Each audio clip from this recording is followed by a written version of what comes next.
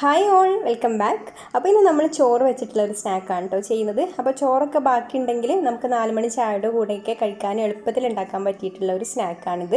അപ്പോൾ അതിന് വേണ്ടിയിട്ട് ഞാനിവിടെ ഒരു 1/2 കപ്പ് ചോറാണ് കേട്ടോ എടുത്തിട്ടുള്ളത്. അപ്പോൾ ഏത് ചോറായാലും കുഴപ്പമില്ല. ഞാനിവിടെ മട്ടരിയുടെ ചോറാണ് എടുത്തിട്ടുള്ളത്. അപ്പോൾ നമ്മൾ എടുത്തിട്ടുള്ള 1/2 കപ്പ് ചോറ് മിക്സിയുടെ ചെറിയ ജാറിലേക്ക് ഇട്ട് കൊടുത്തിട്ടുണ്ട് കേട്ടോ. ഇനി നമുക്കിതിലേക്ക് കുറച്ച് വെള്ളം കൂടെ ഒഴിച്ചു കൊടുക്കണം. ഇത് അരയാൻ ആവശ്യമായിട്ടുള്ള വെള്ളം ഒഴിച്ചു കൊടുക്കുക. വെള്ളം കൂടി പോകണ്ട കേട്ടോ.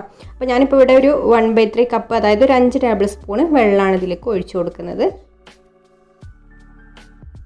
ഇനി നമുക്കിതൊന്ന് നന്നായിട്ട് അരച്ചെടുക്കാം. ഒട്ടും തരിയില്ലാതെ തന്നെ ഇതുപോലെ അരച്ചെടുക്കണം.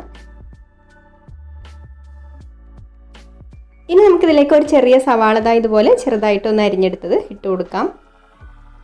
ഇനി ഇതിലേക്ക് ഇതുപോലെ ചെറുതായിട്ട് അരിഞ്ഞ പച്ചമുളകും ഒരു ചെറിയ കഷ്ണം ഇഞ്ചി അരിഞ്ഞതും കുറച്ച് കറിവേപ്പില അരിഞ്ഞതും കൂടെ ഇട്ട് കൊടുക്കാം.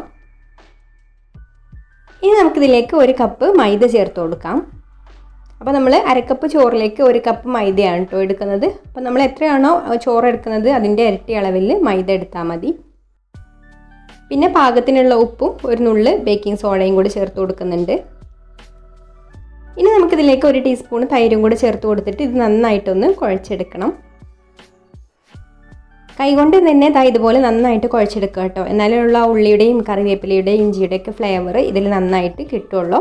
പിന്നെ വെള്ളം കുറവാണെന്ന് തോന്നുകയാണെങ്കിൽ കുറച്ച് വെള്ളം കൂടെ ചേർത്ത് കൊടുത്തിട്ട് കുഴച്ചെടുക്കാം. എന്നിട്ട് ഒരു പരുവത്തിലായി കിട്ടിയാൽ മതി. അപ്പോൾ നമുക്ക് കയ്യിൽ എടുത്തിട്ട് ഇതുപോലെ എണ്ണയിലേക്ക് ഇട്ട് കൊടുക്കാം. പാകത്തിനാണ് കേട്ടോ വേണ്ടത്. അപ്പോൾ നമുക്കിത് പൊരിച്ചെടുക്കാൻ വേണ്ട എണ്ണ ഇവിടെ നന്നായിട്ട് ചൂടായിട്ടുണ്ട്. ഇനി കയ്യെ കുറച്ച് വെള്ളത്തിൽ മുക്കിയതിന് ശേഷം കുറേശ്ശെ മാവ് എടുത്തിട്ട് ഇതുപോലെ കയ്യിൽ വെച്ച് തന്നെ ചെറുതായിട്ടൊന്ന് ഹോൾ ഉണ്ടാക്കി ഇതുപോലെ ഒരു വടയുടെ ഷേപ്പിലാക്കി കൊടുക്കാം കേട്ടോ. എന്നിട്ട് നമുക്ക് എണ്ണയിലേക്ക് ഇട്ട് കൊടുക്കാം.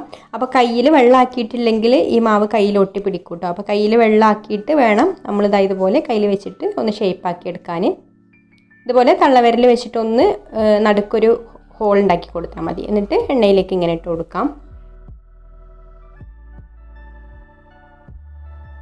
ഇനി നമുക്കിതൊരു മീഡിയം ഫ്ലെയിമിൽ വെച്ചിട്ട് പൊരിച്ചെടുക്കാം. അപ്പോൾ അത് വടയെല്ലാം ഇവിടെ നന്നായിട്ട് പൊങ്ങി വന്നിട്ടുണ്ട് കേട്ടോ. അപ്പോൾ നമുക്കിതൊന്ന് മറച്ചിട്ട് കൊടുക്കാം.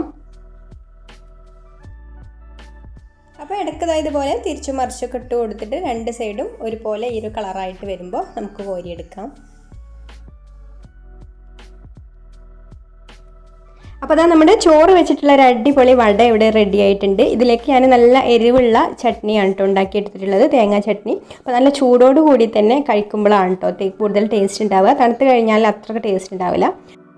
അപ്പോൾ നിങ്ങൾക്ക് ഒരു റെസിപ്പി ഇഷ്ടമായിട്ടുണ്ടെങ്കിൽ ഒന്ന് ലൈക്ക് ചെയ്യുക, ഷെയർ ചെയ്യുക, നിങ്ങളുടെ അഭിപ്രായങ്ങളൊക്കെ കമൻറ്റ് ചെയ്യുക. അതുപോലെ ഈ ചാനൽ സബ്സ്ക്രൈബ് ചെയ്യാതെ കാണുന്നവരാണെങ്കിൽ ഒന്ന് സബ്സ്ക്രൈബും കൂടെ ചെയ്യണേ. അപ്പോൾ ഇനി മറ്റൊരു നല്ല റെസിപ്പിയുമായിട്ട് അടുത്ത വീഡിയോയിൽ കാണാം. താങ്ക്